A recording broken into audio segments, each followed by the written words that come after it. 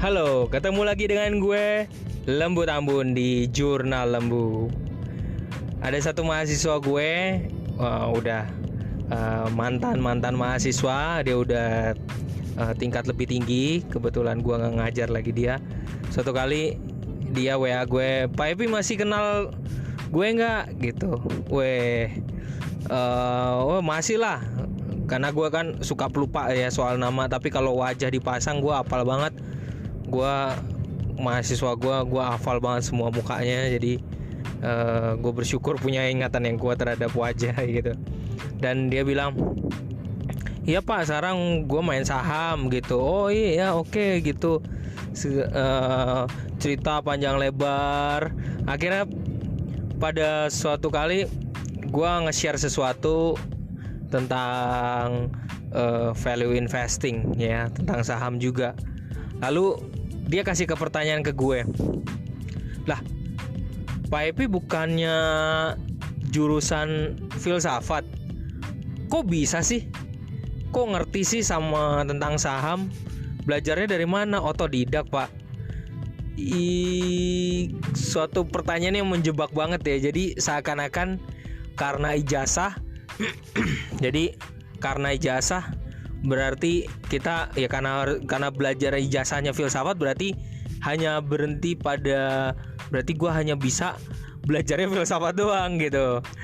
Nah terus gue saking gedek juga nih ya kok bisa gitu kan. Akhirnya gue langsung jawab dulu, iya memang ijazah gue memang filsafat, tapi ijazah itu nggak ngaruh lagi kalau kita mau belajar terus. Iya juga sih Pak. Akhirnya dia jawab gitu. Kenapa demikian? Karena kita memang punya ijazah tertentu ya. Ketika kita selesai S1 kita punya ijazah, S2 selesai kita punya ijazah, S3 selesai kita punya ijazah. So sebenarnya apakah kita mandek hanya karena ijazah? Apakah kita berarti hanya karena kita ijazahnya filsafat maka gua hanya harus disuruh belajar filsafat, nggak boleh ilmu lain? Wah, sempit banget kalau kita pikirannya kayak gitu. Padahal sebenarnya kita tuh manusia yang sangat dinamis. Kita bisa berkembang kemanapun. Nggak harus di kotak-kotakan. Berarti lu harus filsafat, lu harus ekonomi, lu harus geografi ataupun whatever ya gitu. Padahal sebenarnya kita punya kemampuan yang sangat luar biasa tanpa harus menyalahkan atau menghakimi bahwa lu cuman ijazah lu cuman kayak gitu. Jadi gue jawab ya, ijazah nggak ngaruh. Yang penting sejauh mana kita terus mau belajar. Nah terkait dengan saham, gue belajar dari ada banyak dari komunitas gue belajar tentang finansial. Gue juga belajar memang otodidak. Ada beberapa dari YouTube gue lihat ya untuk menjawab pertanyaannya dia. Dari mana gue bisa tahu banyak ya. Terus kemudian habis itu dari sumber-sumber dari internet, cara baca laporan keuangan. Terus kemudian yang namanya, kalau di website ada namanya RTI Bisnis, ada IDN Financial, ada Bloomberg Market, terus kemudian ada pusat data dari Kontan, dari bisnis.com dan segala macam. Yang penting asal kita mau belajar sungguh, kita pasti bisa gitu. Sekali lagi ya, asal kita mau belajar sungguh, kita pasti bisa. Dan kita nggak mau ngerjain orang, punya niat tulus yang terus ingin belajar, nggak stop pada ijazah kita hanya itu aja gitu. By the way, gue jadi inget tadi pagi juga bos gue nanya pas itu, BRI lagi naik ya sahamnya ya gitu ya, BRI lagi naik gitu. Terus kemudian bagaimana tuh tentang BRI?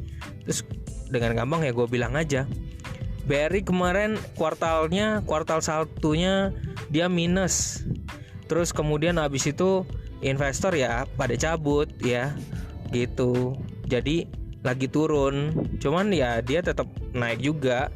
Dia kan kalau dilihat dari market cap-nya dia di bawahnya BCA gitu. Iya gue lihat soalnya di HP ini kayaknya bagus juga nih, nah gitu. Terus dia nanya, lu dapat dari mana sih Pi data-data kayak gitu? Ya belajar terus lah. Kita harus belajar, kita harus terbuka, banyak data. Gue bilang aja, kita bisa lihat kok laporan keuangan mereka dari IDX, dari perkembangan mereka, segala macam, data-datanya ada. Kita terus menggali, ya kita terus belajar. Semakin kita belajar tentang khususnya perusahaan-perusahaan yang perusahaan-perusahaan terbuka yang go public ya, dan kemudian kepemilikan sahamnya kita beli, semakin kita belajar banyak dari perusahaan tersebut, kita semakin tahu gitu ya, ilmu kita jadi makin nambah. Oh perusahaan ini begini, perusahaan ini begini, kita jadi lebih kaya tentang macam-macam perusahaan tersebut gitu. Bayangin aja, yang ikut emiten itu, yang ikut di saham itu aja sekitar 600 lebih loh. Jadi kita punya hak, punya kebebasan untuk mempelajari 600 saham lebih itu. Kita bisa lihat datanya secara terbuka, bagaimana perkembangannya, yang mana yang kurang baik, yang mana yang tetap bertumbuh. Itu kita bisa sungguh kita pelajari. So jangan buat teman-teman yang baru mau belajar saham, jangan pernah takut, jangan pakai ukuran ijazah lu apa.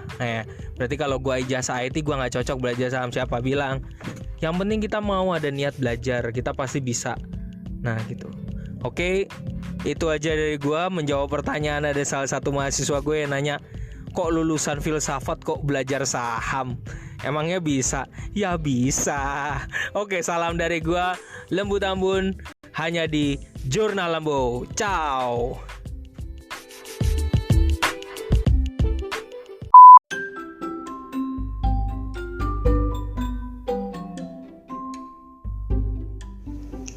Setelah lo mendengarkan podcast ini, gue minta saran dan komen dari lo jika ada pertanyaan yang lo pengen tanya atau pengen sesuatu yang gue bahas. Gue tunggu komennya. Thank you, ciao.